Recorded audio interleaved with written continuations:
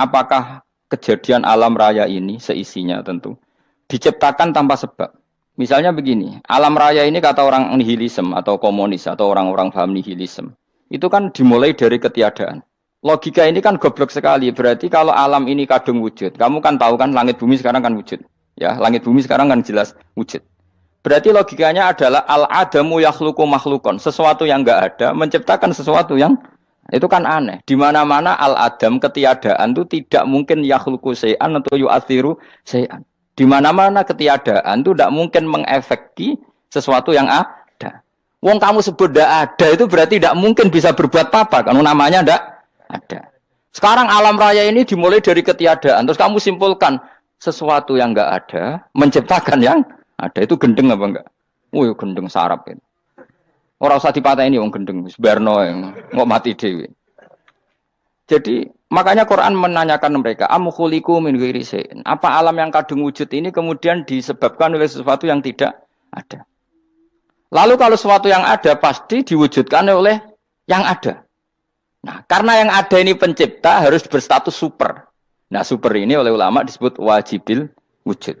Maka Allah bersifat super, wujud yang paling prima, yang kausa prima. Karena pencipta tentu kelasnya harus di atas yang diciptakan. Makanya disebut ulama dulu nyebut Allah itu apa? Wajibil wujud. Karena pencipta tentu lebih dahulu, maka harus disifati awal atau qadim, apa? Awal atau qadim. Kayak apa Allah mendidik kita? Am khuliqu min ghairi syai'in. Terus Allah bilang gini, ya enggak apa-apa, yang menciptakan enggak saya, enggak apa-apa kata Allah. Tapi amhumul khaliqun, kamu saja yang menciptakan, enggak apa-apa. Tapi syaratnya kalian juga harus merasa pernah ikut menciptakan langit bumi. Am khalaqus samawati wal ardh. Jadi, enggak apa-apa kamu merasa Tuhan, enggak apa-apa. Yang penting kamu merasa ikut nembok langit, ikut ngecor apa? Langit. Ya pokoknya ikut bikin. Terus kata Allah, bala yukinun, kamu tak suruh merasa menciptakan langit bumi, kamu juga enggak merasa iya, memang ya mereka merasa enggak kan? Akhirnya Jubair bin Mut'im saking enggak kuatnya. Am khalaqus samawati wal ardh bala yukinun amin dahum khuzun. Sama Allah dibombardir seperti itu. Dia datangi Rasulullah, ya Muhammad, logika itu tidak meninggalkan akal saya. Matarok tali akli nasian. Akal saya habis Muhammad. Saya iman saja. Saya tidak cukup punya logika untuk melawan argumentasi ayat yang kamu baca. Saya iman saja. Terus iman. Makanya kalau ada logika nihilisme bahwa sebelum alam ini adalah ketiadaan, lalu pertanyaannya bagaimana mungkin ketiadaan menciptakan yang ada? Di mana-mana ketiadaan itu la yu'athiru syai'an wa la yakhluqu syai'an. Jenenge wae tiada. Tiada itu ya enggak ada fungsinya, ya enggak ada efeknya, enggak ada prestasinya. Ya pokoknya namanya enggak ada ya enggak ada. Nah, ini penting saya utarakan. Terus di sini Allah mengulang lagi, enggak apa-apa yang lainnya kamu katakan Tuhan jadi mitra saya enggak apa-apa. Tapi tolong kata Allah, aruni madza khalaqu minal ardi, tunjukkan ke kami prestasi dia ikut bikin bumi. Kita tahu misalnya Yesus, Isa lahir di bumi. Bumi sama Yesus dulu mana? Dulu bumi, dia lahirnya di bumi. Lalu dia melata di bumi, jalan-jalan. Kemudian dia mengatakan ini bumi Tuhannya saya. Dari bumi kok enak, dhisik aku sih. Tua aku sih, bodoh-bodoh pangeran aku dong. Lebih apa? Tua. Jadi Allah itu gampang sekali. Nah sekarang orang iman itu kuwajo semua. Makanya ndak wali-wali. Imane mbek Allah taklid, njaluke aneh-aneh, njuk bojo ayu, sugih, jabatan. Bela Allah secara hujah aja enggak pernah, sudah minta. Makanya kita ini hidup di zaman yang saraf massal. Lho kula nu njaluk pangeran akeh-akeh kuwi, coba kamu bela Tuhan tuh pernah bela apa?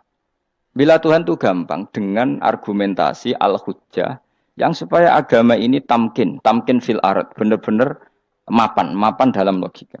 Yaitu tadi di mana-mana yang namanya sebab itu amrun wujudiyun, di mana-mana sebab itu sesuatunya harus wujud. Paling tidak kita sudah menolak nihilisme. Apa? Nah, nihilisme. Lah wujud karena wujud awal harus berstatus prima. Lah prima itu dalam bahasa ulama disebut wajibil wujud. Makanya ulama dulu ngelatih kita itu pertama Allah itu siapa? Zat sing wajibil wujud. Itu satu filosofi yang luar biasa. Nah, kemudian setelah itu ada setan-setan kecil yang nganggur, yang iseng. Nah itu nggak usah kamu perhatikan. Tinggal delok TV, ngopi, terus tinggal nyate kelata. Enggak saya tamak, pingsan dewi. Syukur-syukur stres dewi. Dugaan saya, setan saya itu pingsan, kurang gizi. Karena memang setelah itu setan goda gini. Lalu sebelum Allah jangan-jangan ada wujud yang lain. Jangan. Lalu Allah sendiri awal mulanya gimana? Kata Nabi, jika ada pertanyaan seperti itu kamu harus berhenti. Tinggal delok TV atau tinggal penting aja delok dangdutan. Ya kalau kepeksa ora apa-apa, kelasem ae. Saya tidak menghalalkan tapi kan sudah kamu lakukan. Karena itu lebih baik ketimbang pertanyaan filsafat. Banyak orang yang dulu sholat ketika sekolah filsafat tidak sholat. Alasannya sampai menemukan jati diri itu Tuhan. Dan itu bahaya sekali karena Nabi berkali-kali bilang kamu jangan mikir tentang Allah pasti rusak. Orang kok mungkin rusak dari Nabi pasti rusak. Nah cara menghentikan gimana? Karena setan ini makhluk, akal-akalannya gampang. Tadi tak warai, saya sebagai ulama atau sebagai manusia atau sebagai orang awam atau sebagai siapa saja, kadang ada pertanyaan seperti itu. Tak tinggal anggeling darmo, kan pusing setan. Ini kan ngenteni. Weh, ngenteni bar lo anggeling darmo. Bariku aku lesu mangan mie. Bar mangan mie waret turu. Kan dia ngenteni terus mau bikin was-was lagi. Ternyata saya sibuk kan enggak bisa masuk deh. Bangun tidur aku selali pertanyaan tadi. Dinteni. Nah, dia masuk lagi aku sibuk ngajak anak jalan-jalan. Jadi saya kalau jalan-jalan di pasar itu wis enteni tan santai wae. Itu memang resep dari Rasulullah. Jangan sampai orang terjebak filsafat yang sampai menanyakan eksistensi Tuhan. Dan dia tidak mau iman, tidak mau sholat, tidak mau puasa sampai menemukan Tuhan itu siapa. Itu jelas minas syaitonir rajim, itu perilaku setan. Makanya Rasulullah setiap ditanya sahabat gitu itu Nabi guyu-guyu. Dan guyunya Nabi itu kata Nabi, baguslah kalau kamu takut Tuhan kalah kata Nabi. Nabi gojok gitu. Maka ada ulama yang punya seni berargumentasi yaitu Imam Ghazali. Jika setan tanya kamu lalu sebelum Allah jangan-jangan ada wujud yang sebelum Allah. Kata Imam Ghazali, ya itu saja yang Tuhan. Yang Allah ini enggak jadi Tuhan. Ya berarti wujud sebelum Allah itu yang benar-benar Allah. Kalau kamu bayangkan lagi, jangan-jangan sebelum itu ada wujud lagi. Ya itu saja yang benar-benar Allah. Sehingga tetap Allah itu menang terus. Paham ya? Yang jelas jangan sampai didahului Adam. Karena kalau didahului Adam lebih ngeri lagi. Karena sesuatu yang enggak ada menciptakan yang ada. Itu lebih buruk lagi menurut akal. Menurut apa akal? Nah, daripada kamu nggak salim Imam Ghazali, tinggal saja ndelok. Tadi ndelok sinetron. Ndelok yang lucu-lucu aja. Ndelok sing lucu-lucu. Ndelok apa? Mencari Tuhan. Pokoknya sing aneh-aneh, sing goblok-goblok, sing lucu-lucu, sing perane wong apa? Lha saya sering diprotesi saya. Gus Salim jenengan kok sering ndelok sinetron sing ana dialog wong goblok-goblok. Wong goblok ku menarik cara kula. Apa ya? Cara pandang itu di luar dugaan saya karena kula berkali-kali lho kalah wong goblok. Jadi makanya ini tak cerita nih beberapa kali yang jari Gus Wak cerdas berkali-kali kalah sampai goblok. Ada seorang santri itu ingin dibelikan bapaknya itu sepeda motor. Bapaknya wong desa, senengane ngrumat sapi wedhus. Lah menurut saya ya orang tuanya itu mampu lah, sangat mampu untuk beli itu. Pak mbok ditukokno mawon wong sepeda motor. Kata bapaknya, "Anakku nu jog mondok tak goblok, Gus." Wong njaluk kok sepeda motor, njaluk mobil ora ya goblok. Lah kok goblok, Pak? Jenenge donya iku Gus, sing lahirno donya kok sapi iku ndek anak, wedhus ndek anak jenenge donya. Di mana-mana jenenge donya sing lahirno donya. Iki donya kok mangan donya. Mergo motor iku kan tuku bensin, mobil. Iku cara dekne iku goblok Gus. Batin berarti kabeh kiai goblok perkarane tuku donya sing ngentekno donya. Cara dekne donya iku sing lahirno donya. Batin kok pinter iki batin. Untungnya saya ini ulama ya, ahli tafsir ya malu. Sebenarnya kalah itu ya malu. Tapi saya sebagai orang objektif fair, itu teori benar apa? Jadi donya itu ya sing lahirno donya. Donya kok mangan donya itu goblok. Untungnya dia dengan saya itu jaraknya 5 kilo 7 kilo karena tidur. Lala dia diterkon sepeda motor, aku tetap mau kalah. Pak, nanti jalan kaki saja. Karena kalau pakai motor ini kegoblokan kata saya. Terus mendingan nih, loh Gus mau kalah tadi.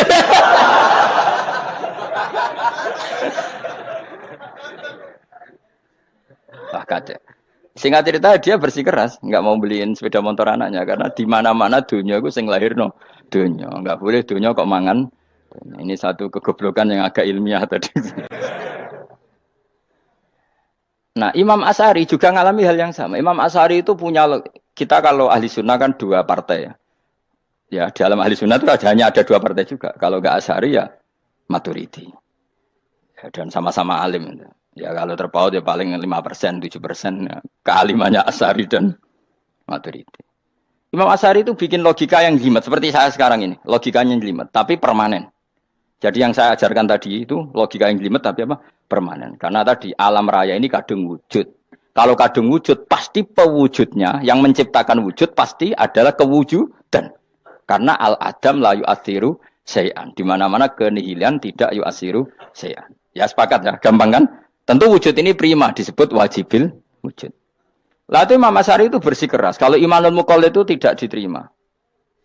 Terus banyak yang keberatan ulama, tapi Nabi nyatanya yaktafi bi imanil a'rab al-khalina anin nadur. Nabi nyatanya mencukupkan imannya orang-orang Bedui yang mereka itu kayaknya tidak bisa mikir. Ya, Nabi yaktafi bi imanil a'rab itu wong desa al-khalina anin nadur yang mereka itu tidak bisa apa? Berpikir. Singkat cerita Imam Asy'ari survei. Coba ayo kita tanya orang-orang kampung. Ternyata kegoblokan orang kampung itu ya ilmiah, masyhur itu. Imam Asy'ari saja harus belajar dari wong awam, wong goblok-goblok. Kita kok ingin ya Badawi bima arafta rabbak. Kowe kok iman be Allah iku bima arafta rabbak. Lalu kamu tahu Tuhan kamu atas nama apa? Dengan logika apa? Jawabnya enak. Al-ba'ratu tadullu 'alal ba'ir wa atharul aqdam yadullu 'alal masir. Angger ana tletong ya ana ontane.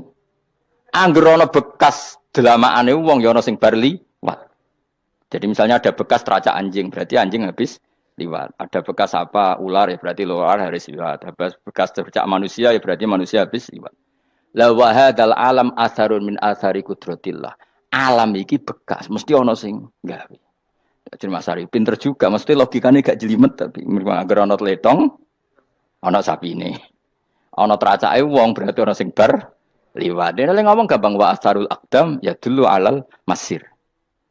Nah, terus Imam Asy'ari habis itu ngendikan, ya sudahlah dengan logika apa saja. Meskipun karena zori hadal Arabi bagaimana cara berpikir Bedui ini, sementing ada nazar. Apa ada nazar.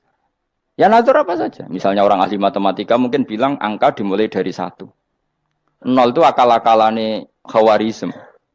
Mergo ini kebingungan nulis 10. Tapi tetap angka itu dimulai dari 1. Kalau misalnya 1 untuk mecah kesulitan ya harus dimulai 0,1. Tidak bisa 0 tok. Jadi 0 dulu itu untuk mematahkan kalau jumlah itu tidak sampai 1. Tapi faktanya jumlah itu kan pasti 1. Karena dimulai dari wajibil wujud. Khawarizm itu ya pintar matematika. Saya juga punya ilmu hisamnya Khawarizm. Itu kan dia karena kebingungan angka pecah. Misalnya 1 tidak sampai 2. Mau tidak mau harus ditulis 1,5 misalnya. Paham ya? Lalu kalau sebelum 1, tetap dia harus 0,5. Lalu hakikat 0,5 itu kan bagian dari wujud apa bagian dari Adam? Tetap bagian dari wujud. Jadi 0,5 itu kan khayal kuliah. Tak warai ya. Mungkin saya ada ahli matematika ala wong kampus, tapi saya tahu Kang, ala Islam itu lebih gampang. Misalnya gini. Sesuatu itu kadang kamu putuskan itu satuannya 1. Tentu ketika separuh kamu katakan baru separuh. Tapi sebetulnya ketika satuan itu kamu katakan 10, yang separuh itu sudah 5. Itu kan terserah sing bagi, napa? Terserah sing bagi. Ya iya dong, misalnya 1 juta, 5-nya artinya apa coba? 500 ribu kan. Sekarang kalau 100 ribu, 5-nya jadi berapa? 50. Kalau 1,5 jadi. Nah itu kan terserah satuannya apa? Tapi tetap dari 0,5 itu tetap menunjuk sesuatu yang wujud. Yaitu 5-nya sebetulnya apa? 5 yang separuh tadi. Paham sih kalau maksud? Tetap nggak bisa sesuatu dimulai dari apa? 0. Nah. Makanya kata Abdul Hamid Khan kalau dalam mendidik tauhid, itu gampang saja tadi. Alam raya ini kadung maujud, kalau kadung maujud pasti disebabkan oleh sesuatu yang wujud. Karena wujud pencipta harus berstatus prima. Lah prima ini atau premium ini kita sifati wajibil wujud. Atau kamu katakan apalah kausa prima atau musabibul asbab. Nah kelirunya kita dalam berislam itu, kritiknya para ulama, kita ini nyebut Allah dulu baru menceritakan status Allah. Kalau zaman Nabi itu dibalik. Status wajibil wujud itu kita terangkan dulu, baru yang oleh Islam itu namanya Allah. Paham ya? Kan beda, misalnya gini logikanya gini. Kamu ketemu orang ateis. Saya ulang lagi, kamu ketemu orang ateis. Terus kamu ditanya, lalu alam ini yang menciptakan siapa? Allah Jalla Jalaluh. Mesti kan tanya, man huwa Allah? Allah itu siapa? Kalau dulu Islam mengajarkan enggak gitu. Surat pertama turun apa coba?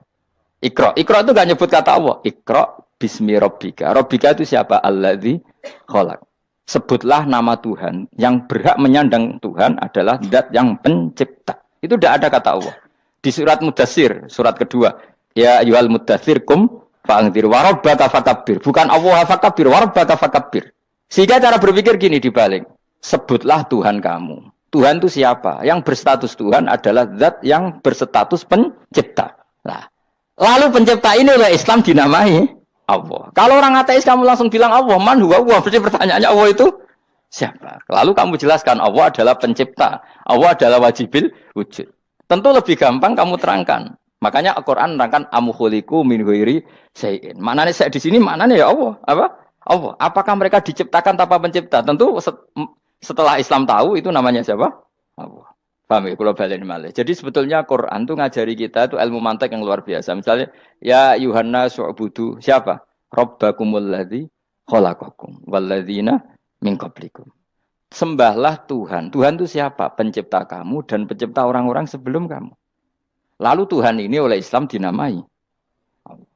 Tapi kalau langsung kamu bilang ke orang ateis atau orang Uni Soviet, Allah itu Tuhan. Allah itu siapa? Sebab itu di beberapa ayat dijelaskan dulu status Allah.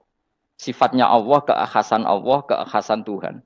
Yang dikatakan Tuhan adalah zat pencipta. Kalau tidak pencipta berarti tidak Tuhan. Sekarang Yesus pencipta bumi apa enggak? Enggak, karena dia lahir sudah di bumi. Begitu juga Fir'aun. Fir'aun itu kalah telak sama Nabi Musa gara-gara logika ini.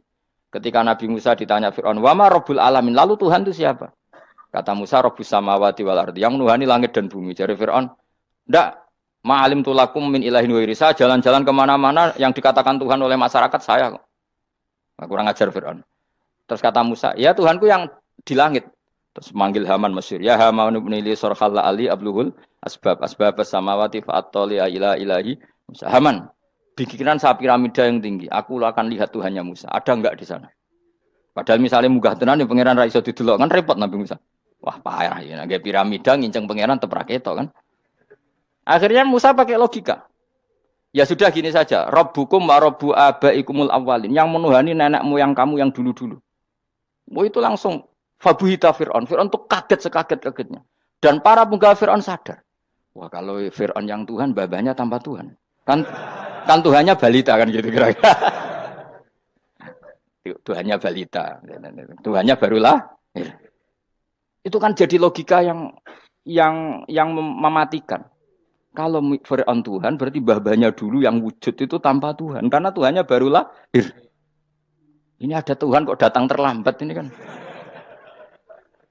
Akhirnya para punggawanya Fir'aun iman. Macam gendeng ya. Fir'aun ini jangan gendeng.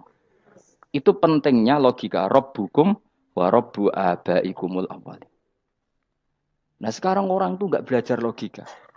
Iman bi Allah orang mantep ning ati, cek iso digunjang setan, jalukane wis aneh-aneh. Jaluk swarga, jaluk gak mutu cara ngono. Gak mutu. Makanya banyak wali kalau ditanya, kamu masuk surga sama sholat milih mana? Milih sholat. Kenapa milih sholat? Di surga itu demi khadun nafsi saya, poya saya. Tapi kalau saya sholat itu untuk hakku. Saya sebagai hamba, identitas kesejatian saya adalah menghamba. Soal nanti Allah bikin bonus surga silahkan. Maka sebenarnya masuk surga itu ada urutannya. Sebagai orang alim saya urutannya adalah berkampanye sesering-seringnya membuat logika supaya orang mudah ke Allah dan Rasul. Makanya di Quran tuh gak ada orang disuruh masuk surga dulu itu ya Tuhan nafsul mutmainnah irji'i ila rabbiki. Kamu kembali ke Tuhan kamu dulu. Bahwa kamu makhluk yang butuh Tuhan.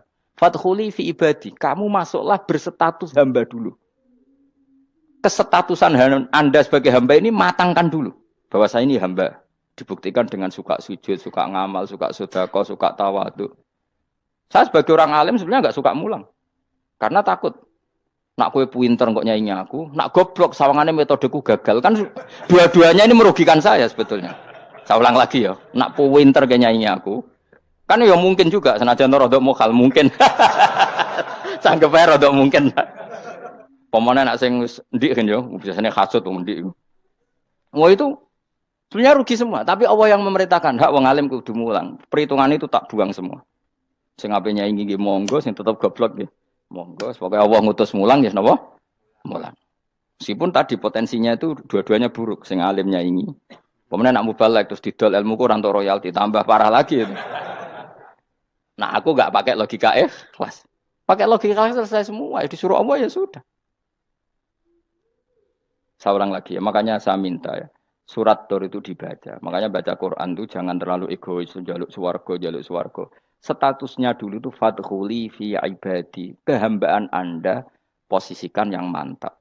Lagi wadkhuli jannati. Sekarang enggak dibalik orang ini masuk surga dulu. Kayak surga di kapling. Terawih arang-arang gue jaluk Lailatul Qadar. Lailatul Qadar wis kliwat. Wingi wis Dzulhijjah wingi kan Pak. Sebagian ulama berpendapat Lailatul Qadar itu fi kulli sanatin. Apa fi kulli? Karena Lailatul Qadar berdasar nuzul Quran dan nuzul Quran itu bisa saja hari Arafah, bisa hari apa. Ada ulama mengatakan Ramadan, tapi bisa tanggal 1. Nah, kamu kan pemalas ikut yang partai 21, 23 karena kan wis akhir-akhir kan wis enteng. Sebenarnya Anda milih 21 berdasar ilmu apa berdasar enak anak terbatas waktunya kan? Kan lebih sempit apa? Lebih apa? Sempit. Ya saya ulang lagi ya. Jadi Allah kalau ngajarkan hujah itu gampang sekali ya. Tadi amkhuliku min ghairi syai'in. Enggak apa-apa saya ada Tuhan kata Allah, tapi kamu harus punya logika. Alam raya ini diciptakan tanpa pencipta. Mau enggak kamu punya logika seperti itu? Bahwa alam ini yang wujud diciptakan oleh sesuatu yang tidak wujud. Mau enggak kamu punya logika itu? Enggak mau kan?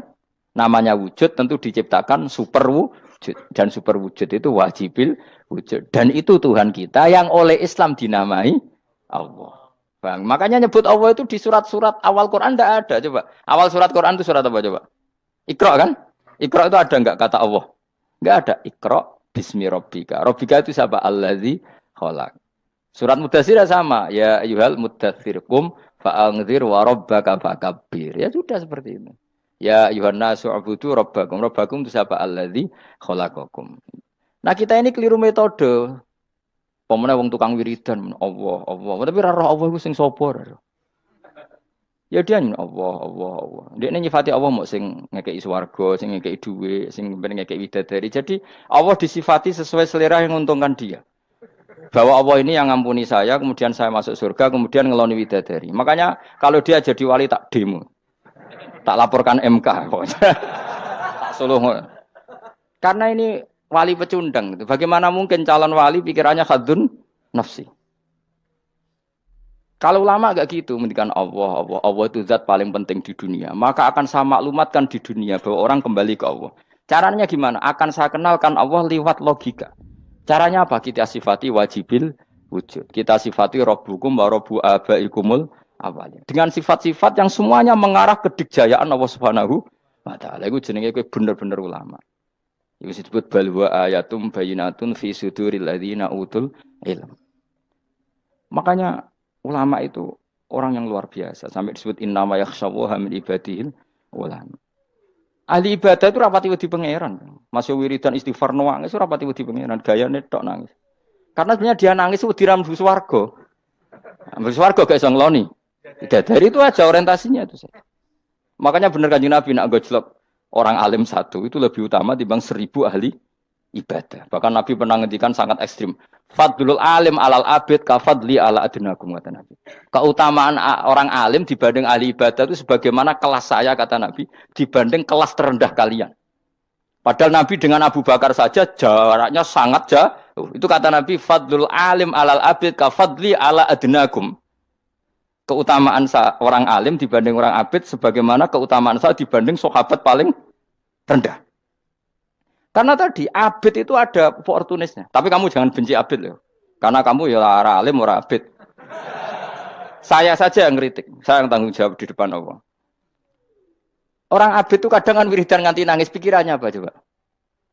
Wis rasakno mungkin apa wiridan pikiran aja. Di sepuro dosane, terus apa kan? Mlebu swarga, terus apa kene swarga? Aku takok. Saya aku takok ayo sing ape mlebu swarga apa kegiatan? Rencana pertama ya, Pak. Terus gak usah munafik biasa wae. Mau inna ansa'na apa? Insya ayo kalau harus jujur apik jujur. Bandingan kalau orang alim. Orang alim itu ketika nyebut Allah itu iri ya Allah. Kenapa di dunia ini ada makhluk lain yang menandingi engkau? Saya tidak ridho. Kenapa di dunia ini ada syarik orang yang dimitrakan seperti engkau?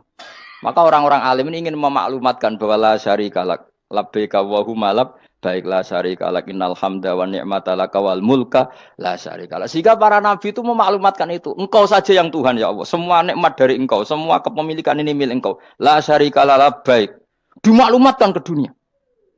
Innal hamda wa ni'mat itu dimaklumatkan. Enggak ada kepikiran mereka masuk surga. Karena mereka ingin memaklumatkan bahwa Allah ini yang Tuhan. Sama tak ceritani Nabi Ibrahim jadi Khalilur Rahman, rumang samu kakan wiridan kaya kowe ndak. Wiridannya Nabi Ibrahim sama sampean mungkin banyak sampean. Karena sampean banyak kepentingan tadi. Wali-wali dulu kalau wiridan itu ndak sebanyak sampean ndak, tak jamin ndak. Pemene maca lelo ping 10.000 ndak biasa wiridannya. Tapi khosyahnya sama Allah luar biasa. Pertama Nabi Ibrahim diangkat jadi khullah. Khullah itu ya Khalilur Rahman itu. Itu dia wiridannya gini. Ya Allah, innahu la yahzununi alla ara ahadan fil ghairi ya'buduka ghairi. Alla ara ahadan fil ardi ya'buduka ghairi. Sama saya hafal tak ini. Memang saya hafalkan. Ya Allah, saya ini susah sekali. Kenapa zat sepenting engkau, kemudian yang menyembah engkau hanya saya? Ini tidak fair. Makhluk yang enggak penting saja punya umat. Makhluk-makhluk yang enggak penting aja jadi pusat perhatian. Misalnya artis atau presiden atau gubernur atau tokoh top. Semuanya jadi presiden, padahal semuanya itu makhluk yang enggak sepenting engkau.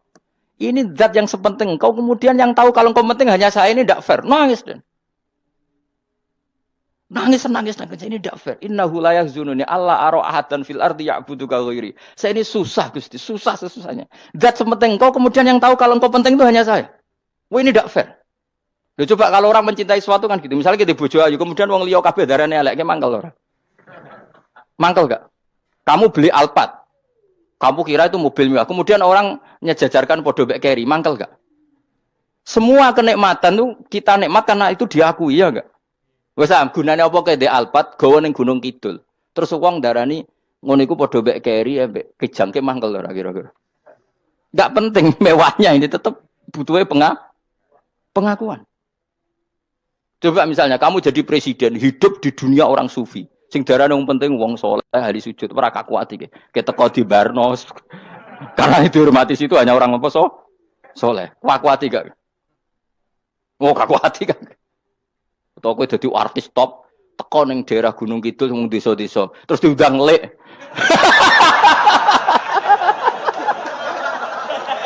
Oh mangkel kae. Le bayangno.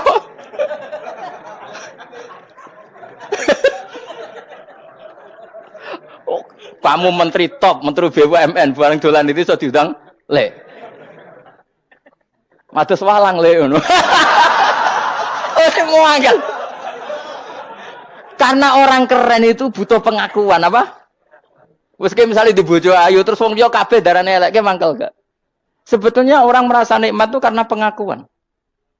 Bayangkan andekan orang itu melihat Alphard itu tidak wow. Orang punya Alphard gagah enggak? Oh enggak gagah kalau orang lain enggak bilang apa? Oh. Ya mau misalnya di Goning desa terus orang desa nganggap kamu model tepak terus saya mau badhe numpang wedhus kula angsal Pak. Kagak hati. Habis kan.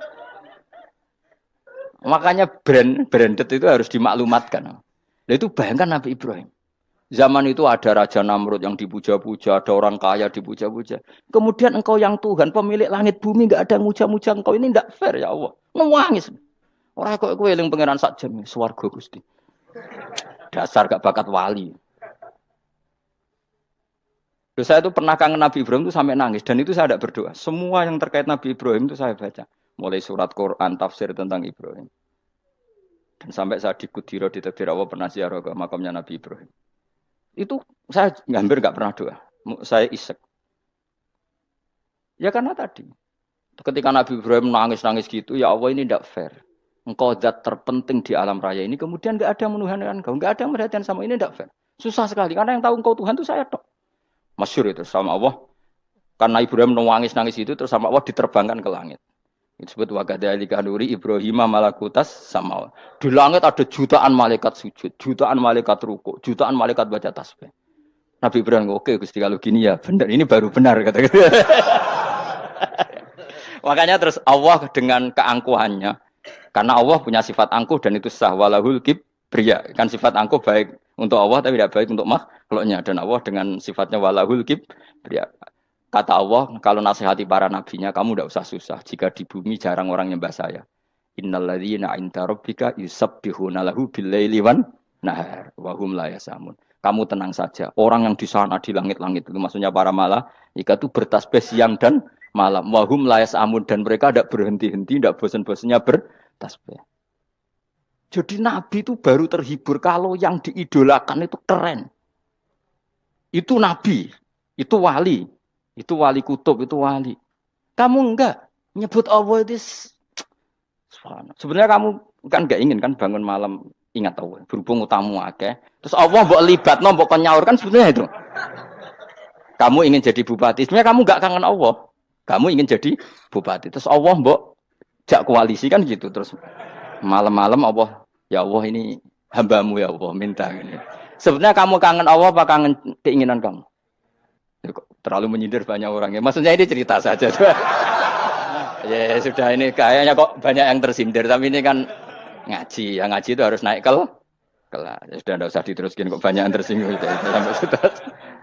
Ya sudah tidak usah diterusin.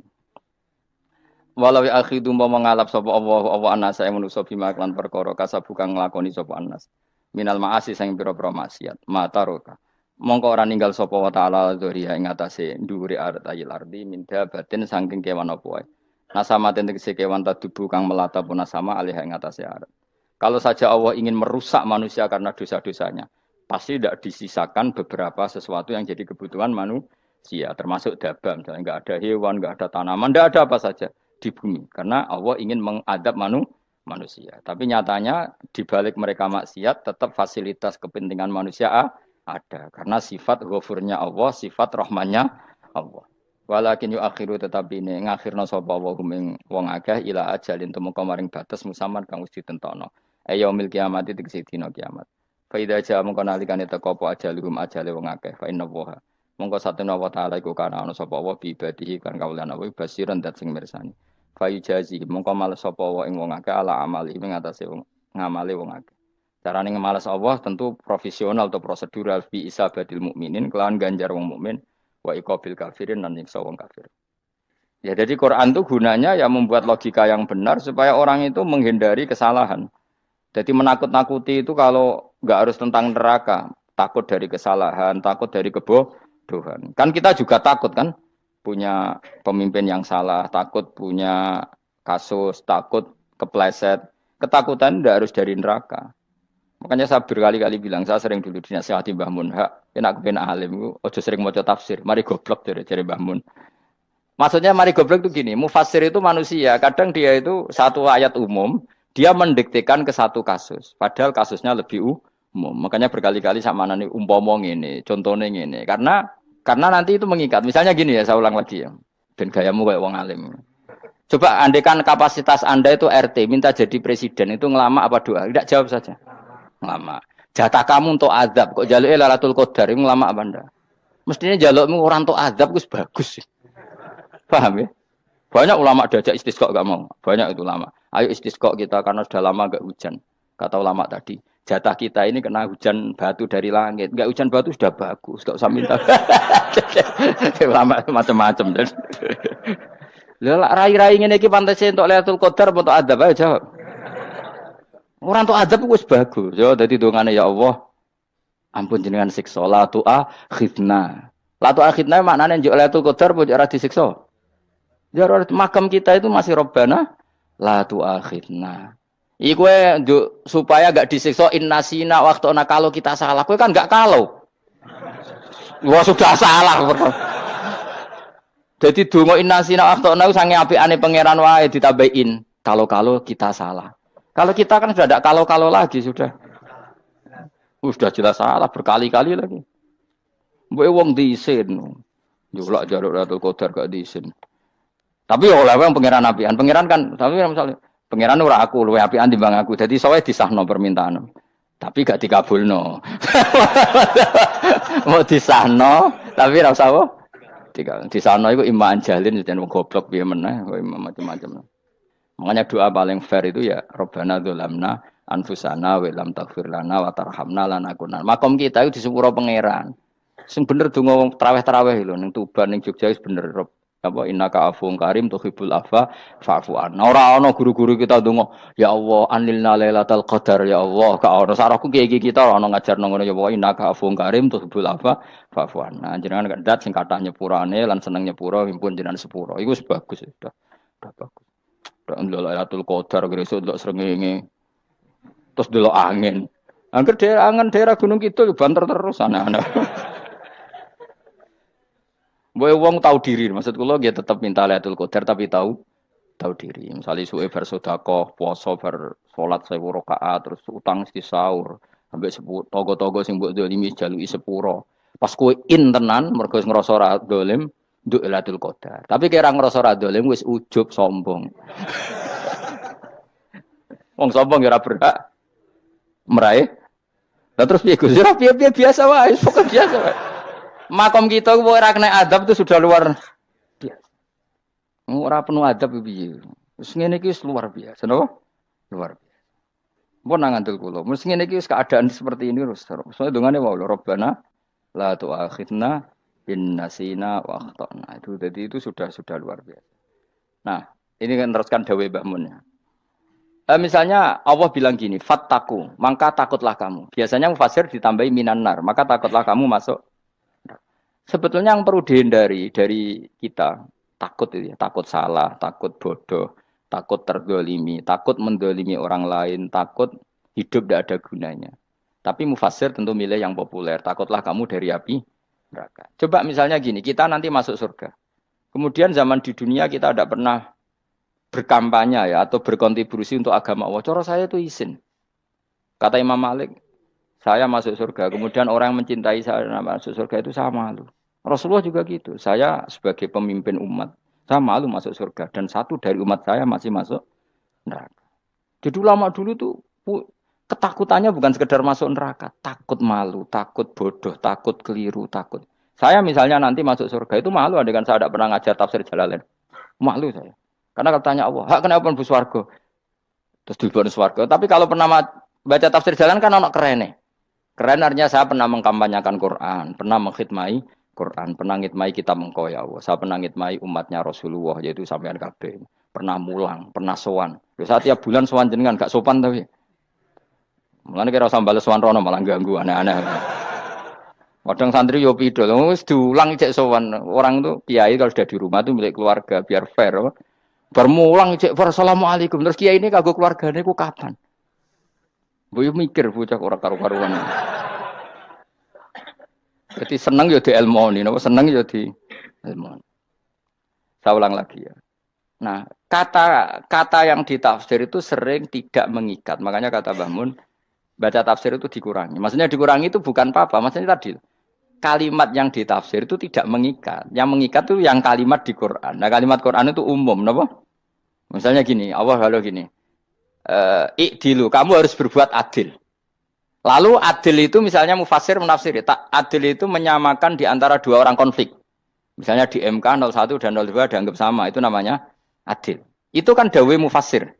Atau misalnya gini, Allah bilang gini ke saya, hak kan ada di kiai sing adil. Terus adil ditafsiri orang, adil itu menyamakan sesama murid, haknya sama. Nah, tapi bisa saja adil itu di luar itu semua. Misalnya gini, ternyata adil menurut Allah gini. Adil maknanya seimbang, apa? Adil itu maknanya apa? Seimbang. Lalu keseimbangan seorang hamba adalah dia ingat Allah lebih banyak. Karena ini bandul yang benar-benar nyata. Allah itu nikmatnya nyata. Sehingga ketika saya sebagai orang alim ingat saya alim itu karena Allah, dikasih ilmu Allah, dikasih cerdas Allah, dikasih semuanya dari Allah. Sehingga saya itu tidak merasa kumuluhur pada kalian karena semua ini dari Allah. Kemudian Allah sendiri yang memerintahkan, kamu harus mengajar. Maka saya ada arep-arep salam templek sampeyan, penghormatan sampeyan, apresiasi sampeyan karena saya hubungannya hanya dengan Allah Subhanahu wa Ta'ala. Itu namanya adil, meletakkan sesuatu proporsional. Itu juga adil namanya. Makanya seseorang itu enggak bisa dikatakan abid selagi belum tahu kalau ibadahnya minallah. Jadi misalnya ke ibadah tok. Ternyata kamu yakin itu ibadah kamu, amal kamu itu belum abid. Abid hakikat adalah alhamdulillah alladzi hadana li hada wa ma kunna linahtadiya laula anda tahu. Ketika kita sujud yakin ya Allah alhamdulillah jenengan menakdir saya sujud. saya sholat, alhamdulillah, engkau menakdir saya sholat. Sehingga minallah dulu, pikiran itu semua kebesaran, kemendahan hari ini minallah dulu. Baru setelah minallah kita yakin billah. Setelah billah juga yakin ilawah. Misalnya gini ilawah itu. Setelah saya ngajar tafsir Jalalain, kepentingan saya satu. Hamba-hambanya Allah menjadi tambah mencintai Allah. Tidak mencintai saya, enggak penting sampean mencintai saya. Makanya Imam Syafi'i tiap ngajar bilang begini. Wadittu annal khalqa ta'allamu hadal ilma wala yahmadunani. Saya senang kalau kalian belajar fikih sama saya, tapi kamu tidak usah muji saya. Jadikan fikih ini alat taqarrub kamu kepada Allah. Itu namanya minallah wa ilallah. Itu adil. Tapi adil yang dijelaskan ulama beda-beda tadi. Ada mengatakan adil adalah proporsional antara murid, antara keluarga dan murid. Meskipun kamu senang mulang, jangan merantarkan keluarga, itu tidak adil. Itu kan versi, no? Maksudnya Mbah Mun, kamu jangan terjebak versi-versi dalam tafsir. Paham ya? Karena Allah hanya ngendikan i'dilu wa aqrabu. Paham ya? Tapi kan penjelasan adil ini orang versi. Paham ya? Ada yang nulis adil adalah meskipun mimpin masyarakat ya ingat keluarga. Karena sing tukang wayo kan nafsir adil adalah karena laki tidak cukup istri satu maka ayo kan yo repot nanti. Tapi kalau kadung istrinya 3 atau 4, adil adalah harinya sama meskipun janda dan perawan. Jari sing lanang gak adil adalah proporsional. Sing wis suwi dikumpuli dikurangi. Yang baru ya mungkin kabeh enggak kalau nuruti. Mungkin enggak? Ya, tapi itu kan versi, nama. Maka kata Mbah Mun itu memang saya itu merasakan, saya sebagai mufasir merasakan memang saya kan sering baca Jalalain beda dengan tafsir Munir, nanti beda dengan tafsir Qurtubi. Saya beri contoh misalnya. Dan kamu pasti salah jawab ini. Kalau kamu benar berarti ya alim tenan. Wa idza darabtum fil ardi falaysa 'alaikum junahun an taqsuru binas shalah. Orang kalau pergi itu boleh enggak ngosor salat? Enggak, jawab saja. Boleh kan? Ngosor salat itu apa? Misalnya salat asar 4 jadi berapa? 2. Kalau isya jadi 2. Kalau subuh? Enggak, sudah maju lah. Maghrib? Enggak, kan yang bisa dikosor hanya berapa? Yang rubaiyah, yang apa? Berarti kamu yakin, antak suruh minas sholat artinya 4 jadi 2, yakin? Enggak, jawab saja. Yakin. Nah itu termasuk orang pinter. Ya. Berarti ilmu lagi sak trip. Ya? Sebetulnya kata Imam Qurtubi enggak. Ayat itu kan hanya bilang gini, kalau kamu bepergian, maka kamu boleh menyendak sholat. Qasru itu memotong. Dari aturan yang dulu 4 menjadi 2. Sebetulnya ada hanya itu tok. Aturan tidak boleh membawa najis menjadi boleh. Aturan harus tumak ninah menjadi tidak harus tumak ninah. Misalnya kamu sholat dalam keadaan perang. Wajib tumak ninah apa boleh sambil lari-lari? Boleh sambil lari-lari. Boleh gak ketika perang kamu sholat sambil menghadap tidak ke kiblat? Boleh. Makanya antak suruh minas sholat maknanya apa? Jika kamu pergi maka dalam konteks itu kan perang ya. Ayat itu memang konteksnya perang. In khiftum ayyaftinakumul ladzina kafar. Jika kamu dalam keadaan perang, maka boleh memangkas apa yang pernah wajib dalam aturan sholat. Paham ya? 4 menjadi 2. Keharusan menghadap kiblat menjadi tidak wajib. Membawa najis sholat sah enggak? Enggak kan? Tapi kalau dalam perang, kemudian pedang kamu ada najisnya, boleh dibawa enggak? Boleh. Jadi maknanya taksuru, a'ammu min ayakuna qasra sholat, wa a'ammu min ayakuna wajibati sholat yang sekarang enggak wajib. Semua itu namanya juga meringkas kewajiban. Berarti nak mana nih? Jika kamu dalam keadaan perang, maka boleh memangkas sesuatu yang dulu wajib menjadi tidak wajib. Yang dulu haram menjadi boleh. Tapi mufassir menyontohkan qasrus sholat hanya 4 menjadi 2. Dong ya? Oh ya, nangke alim ngono tenan wis dokter tafsir sah. Engko tak iku sudah dhewe. Tapi ora perlu orang lain ngakui. Jadi itu contoh kecil. Jadi mufasir karena kebetulan dia tahunya hanya qasrus sholat itu 4 jadi 2, dia itu. Padahal di tafsir lain diterangkan qasru itu artinya menyingkat atau mencendak atau memangkas. Dulu wajibnya sholat itu nggak boleh bawa sesuatu yang najis. Tapi kalau sholat dalam keadaan perang dan pedang kamu ada darahnya, boleh nggak dibawa? Boleh. Bahkan Allah menyuruh dibawa. Dan boleh nggak madhep kiblat. Fa in khiftum farijalan auruk banat lagi faida amintum fadzkurullaha kama allamakum. Ketika keadaan aman baru sholat sesuai standar. Nah berarti kan ada qasrus sholat, ada pemangkasan aturan sholat. Kayak misalnya begini. Dalam keadaan normal, boleh nggak kamu motong pohon pisangnya tetangga tanpa izin? Nggak boleh kan? Tapi misalnya ada banjir bandang, kemudian kamu bisa selamat kalau motong itu. Wajib izin apa malah haram izin? Haram izin, harus kamu langsung potong. Karena kalau tanpa begitu kamu dan yang punya wajib meridhoi. Kalau nggak meridhoi disalahkan syarak malah. Paham ya? Jadi ini penyolongan yang wajib. Tapi tak sebab potong kayak ngelangihin, terus gedangnya mbok pangan, itu berlebihan. Karena Allah memaklumi hanya untuk ngelangi. Jebule wis menisan lah itu di luar izin syariat apa? Di luar izin syariat. Itu melampaui batas itu. Syaratnya boleh itu ghairu baghiw wala adfamani turra itu darurat syaratnya ghairu baghiw wala dan tidak boleh melebihi batas. Ora ape ngetok gedange jupuk sik. Sing mateng dipangan terus diketok. Ora oleh. Paham jelas ya. Makanya kalau ngaji tafsir ya saya kan berkali-kali ada makna di tafsir Imam Suyuti saya tambahi umpamanya ini. Maksudnya umpama itu supaya contoh itu tidak mengikat. Jadi yang disebut beliau itu satu dari sekian potensi ribuan contoh. Ya kayak tadi misalnya antak suruh minas sholah. Itu umumnya ulama membayangkan qasrus sholat yang 4 jadi 2. Padahal enggak, maknanya meringkas aturan dari wajib menjadi tidak wajib. Bahkan sebagian aturan itu dikatakan haram, tidak haram. Itu tadi misalnya bawa najis atau teman kamu mau dibaca orang kafir, terus kamu bilang, hei hati-hati, itu tidak batal kalau dalam sholat siddatil khauf. Paham ya? Jelas? Semaju lah. Malam terlikur, lelatul. Soalnya wis gumen be wong-wong itu, bingung ora ilmune wong-wong. Ma ungzira abahum elam yung daru tegese ora den kei wedi sapa ngangge fi zamanil fatrah ing dalam zaman fatrah. Ya sama seperti ini. Orang tidak mendapat ingzar itu fi zamanil fatrah, zaman enggak ada rasul. Tentu tidak hanya itu tok. Ada rasul tapi orang itu jauh dari komunitas ulama. Itu juga termasuk orang yang tidak mengalami ingzar. Jadi tidak mengalami ingzar bisa di zaman fatrah atau sudah ada rasul tapi dia jauh dari ulama atau jauh dari komunitas Islam. Itu juga komunitas yang tidak ngalami ingdar. Fahum mongko te wong akeh kaum iku khafidun lali kabehane imane sing iman parustilan bener. Ya contoh paling gampang itu nak dawuh yai mesti bener itu loh. Kalau kamu ngaji tafsir Jalalain ya yuhan nasu budu rabbakum. An-nasu biasanya tafsirkan kufaru Mekah, napa? Padahal di situ nas semua manusia apa kafir Mekah? Semua manusia. Cuma konteks dulu karena Nabi orang Mekah dan zaman itu yang diberi peringatan orang Mekah, Imam Suyuti bilang kufaru Mekah. Lah seperti itu kufaru Mekah mengikat apa enggak? Enggak kan? Enggak, karena yang dituruni Quran yo kafatal linnas. Tapi ya nasu di Jalalain sering ditulis apa?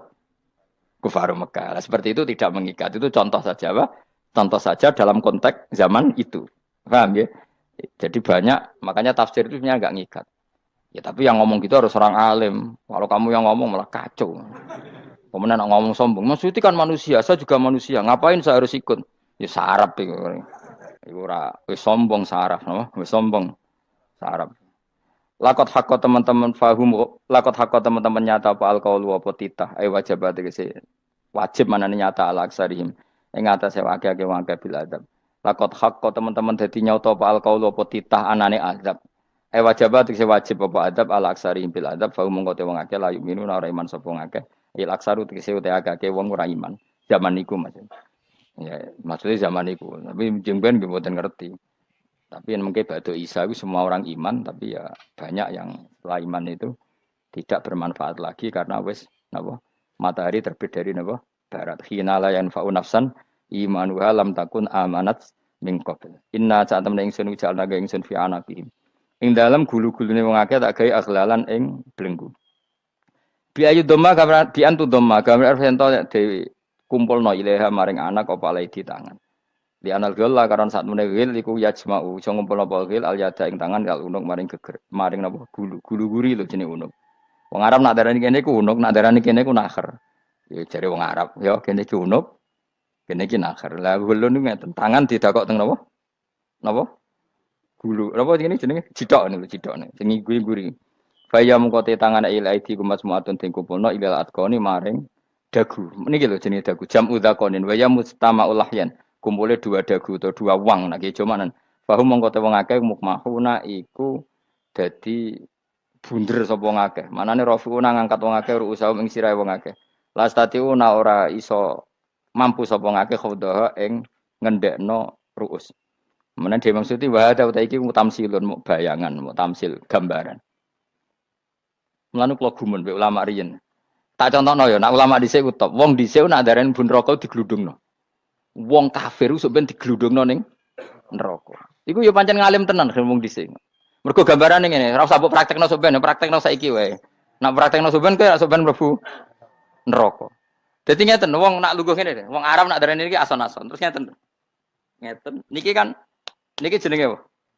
Dengkul. Dengkul itu kena dagu, terus tangan kena jidok. Dadi ngeten. Jadi wong wis dalam keadaan bunder. Paham ya? Lah mulane malaikat karek nyaduk terus gludung-gludung ngono. Paham ya? Jadi mergo yo napa? Dengkul nemplek dagu, paham ya? Tangan nemplek jidok. Terus ditaleni. Paham ya? Terus ya karek gludung dong, mulane wong kuno nak darane bun neraka iku. Oke bayangno saiki sok ben ra usah, gak usah mlebu maksudnya, paham ya? Mulane ape mlayu ora iso, wis posisi ngono, paham ya? Sebenarnya rasa delok, maksudnya itu praktekno saiki. Orang delok kowe. Lah dawuh Imam Suyuti wal muradu te kang den kersakno iku annahum sak temne wong akeh la anu nek ora tunduk sapa wong akeh lil imani maring iman. Wala faduna nek ora tunduk sapa wong akeh ora ndilukno ru'usahum ing sira wong akeh lahu krana iman. Iki tapi dawuh Imam Suyuti. Tentu tidak semua ulama sependapat. Jadi cara Imam Suyuti semua yang dikatakan Quran ini muktamsil. Artinya mereka tidak tunduk, maknanya tidak menerima iman. Ya, tapi itu cara Imam Suyuti. Ulama lain yang mengatakan tidak. Memang orang kafir ketika masuk neraka dalam keadaan seperti itu dan digeludung. Ya tidak apa-apa sama-sama benar. Ya sama-sama benar karena ya Quran itu milik bareng, ya. Milik bersama. Jadi apa ya? Kan banyak kalimat kayak tadi mengkosor solat, meringkas solat. 4 jadi 2 yang meringkas, paham ya? Dari aturan ketat menjadi agak longgar juga meringkas. Jadi semuanya namanya memotong apa? Memotong dari 4 menjadi 2 ya memotong, paham ya? Dari aturan wajib menjadi tidak wajib juga memotong. Nah, itu kan sama-sama benar. Lihat nanti konteksnya.